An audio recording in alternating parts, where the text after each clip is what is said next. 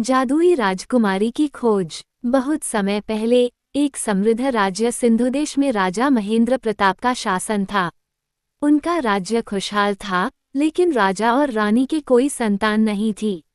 वर्षों की तपस्या और प्रार्थना के बाद रानी को एक पुत्री हुई, राजकुमारी अन्वेषा। लेकिन ये कोई साधारण राजकुमारी नहीं थी, बल्कि उसके जन्म के साथ ही आकाश में रंग बिरंगी रोशनी फैल गई और फूलों की वर्षा होने लगी। विद्वान ज्योतिषियों ने भविष्यवाणी की कि राजकुमारी के जीवन में कोई अद्भुत रहस्य छिपा है। जादुई भविष्यवाणी। जब अन्वेषा 5 वर्ष की हुई तो महल में एक रहस्यमयी साधु आया। उसने राजा से कहा, राजकुमारी विशेष है, लेकिन एक श्राप के कारण उसे 16वें वर्ष में गायब कर दिया जाएगा। केवल एक सच्चे योद्धा की खोज ही उसे वापस ला सकती है। राजा चिंतित हो गए और राजकुमारी की सुरक्षा के लिए विशेष पहरेदार तैनात कर दिए। राजकुमारी का गायब होना। समय बीतता गया और राजकुमारी 16 वर्ष की हो गई। वह न केवल अपूर्व सुंदर थी, बल्कि उसकी बुद्धिमत्ता और दयालुता भी अद्वितीय थी।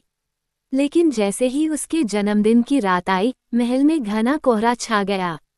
अचानक तेज हवा चली और जब सब कुछ शांत हुआ तो राजकुमारी गायब थी। राज्य में शोक छा गया। राजा ने अपने सबसे वीर योद्धाओं को बुलाकर आदेश दिया कि जो भी राजकुमारी को वापस लाएगा, उसे आधा राज्य और राजकुमारी का हाथ विवाह में मिलेगा। वीर युवराज की शपथ। राजकुमारी के गायब होने की खबर दूर दूर तक फैली।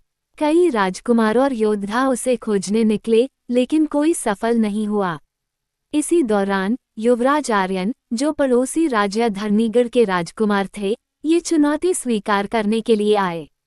वह निडर और पराक्रमी योद्धा थे, परंतु उनका दिल बेहद कोमल था। राजा ने उन्हें आशीर्वाद दिया और कहा, युवराज, यह एक सामान्य यात्रा नहीं है। तुम्हें कई कठिन परीक्षाओं का सामना करना पड़ेगा। यात्रा की शुरुआत। आर्यन घोड़े पर सवार होकर यात्रा पर निकल पड़े।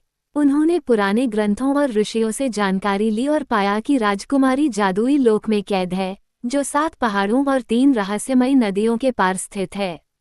पहली परीक्षा, भय की घाटी। यात्रा के पहले चरण में आर्यन को भय की घाटी पार करनी थी।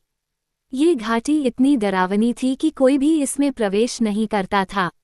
यहाँ के पेड़ जिंदा थे और यात्रियों पर हमला करते थे, लेकिन आर्यन ने अपनी तलवार और साहस से इनका सामना किया और सफलतापूर्वक घाटी पार कर ली। दूसरी परीक्षा, सत्य की नदी।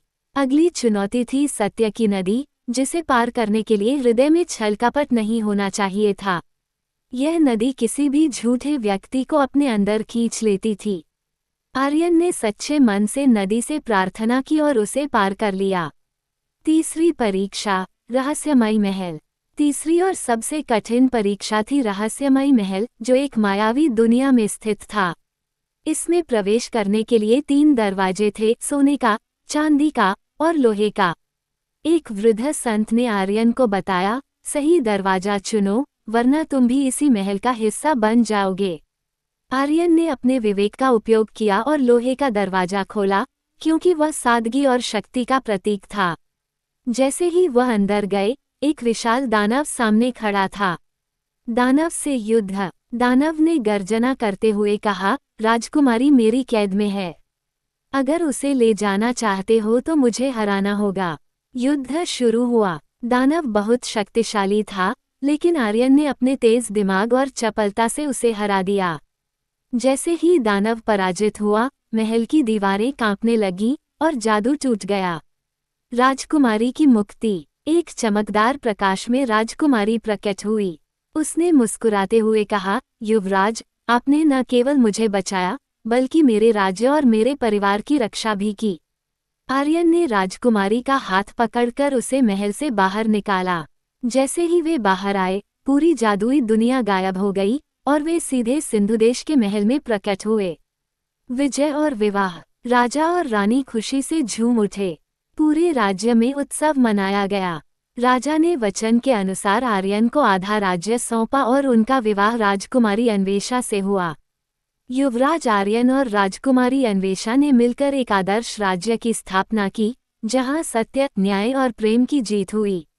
इस प्रकार एक बहादुर योद्धा की खोज सफल हुई और जादुई राजकुमारी अपने राज्य को वापस मिली। साहस, प्रेम और सच्चाई से हर कठिनाई को पार किया जा सकता है।